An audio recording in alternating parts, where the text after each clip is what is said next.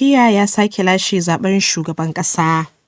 Shugaban Najeriya Muhammadu Buhari ya yi bankwana da 'yan Najeriya a matsayin shugaban ƙasa. Iran ta ruɓanya kayayyakin da take fitarwa zuwa Rasha da kashi 30.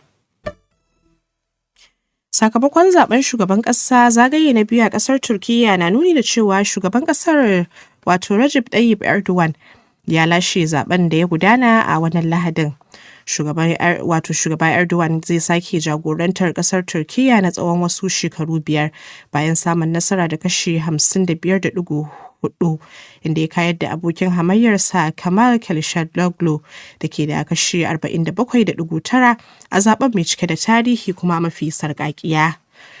A lokacin da yake ayyana nasararsa a gaban magoya bayansa a wannan Lahadin, shugaban da ya rike madafun ikon Turkiyya na tsawon shekaru fiye da 20 ya miƙa godiyarsa ga ɗaukacin al'ummar ƙasar.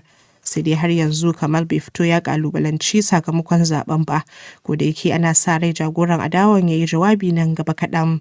Tun dai wasu shugabannin ƙasashen duniya suka fara tura saƙon taya murnar su ga shugaban.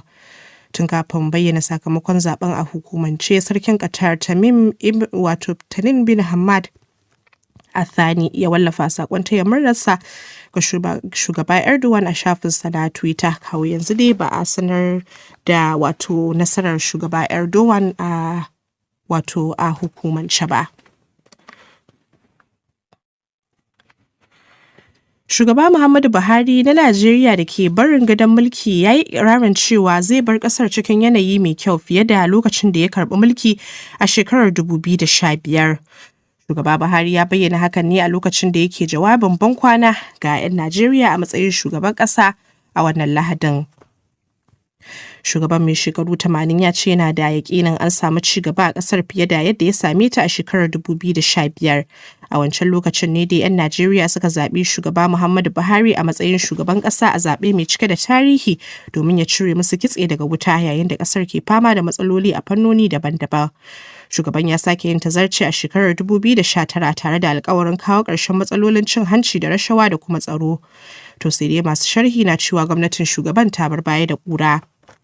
A gobe Litinin shugaba Buhari zai miƙa ragamar mulkin ƙasar da tafi yawan al'umma a nahiyar Afirka ga Asiwaju Bola Ahmed Tinubu, wanda ya lashe zaben shugaban ƙasa da aka gudanar a watan Fabrairun da ya gabata.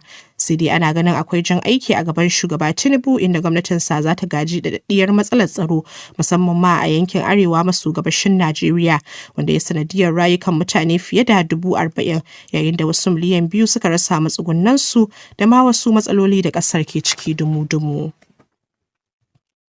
Rahotanni daga Jamhuriyar Dimokuraɗiyyar Congo sun yi nuni da cewa 'yan bindiga sun kashe masu gadin gandun dajin Virunga, harin da ke zama na biyu cikin wata guda da aka kai gandun dajin da ke gabashin ƙasar. Ana dai ganin harin na wannan Lahadin da aka kai a kusa da Ruwindi da ke arewacin lardin Kivu, inda aka kashe masu gadin 3 da wasu ma'aikatan gandun daji a farkon watan Mayun nan. Ana dai zargin mayakan maimai ne suka kai harin, sai dai har yanzu kungiyar bata fito ta dauki alhakin kai harin ba.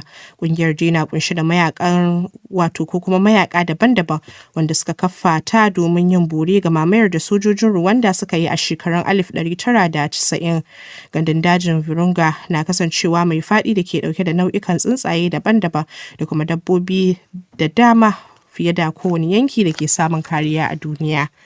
Labaran duniyan dai na zuwa muku ne daga nan sashen Hausa na DW.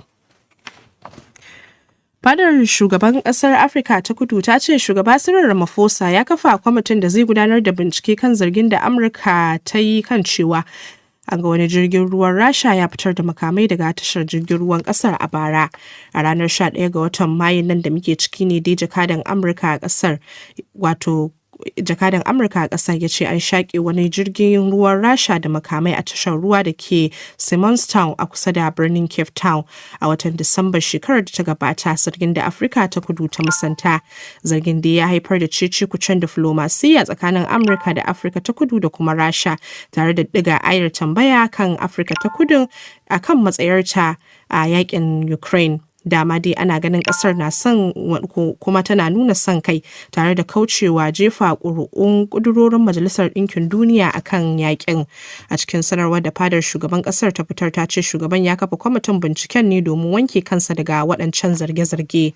Kwamitin dai na kunshi da mataimakin alƙalin lardin Gauteng Phineas Mujapelo wanda shine zai jagoranci binciken, yayin da sauran suka hada da tsohon shugaban ma'aikatar yaƙi da cin hanci da rashawa da kuma tsohon mataimakin ministan ilimi a matakin farko, waɗanda za su gudanar da aikin su na tsawon makonni 6.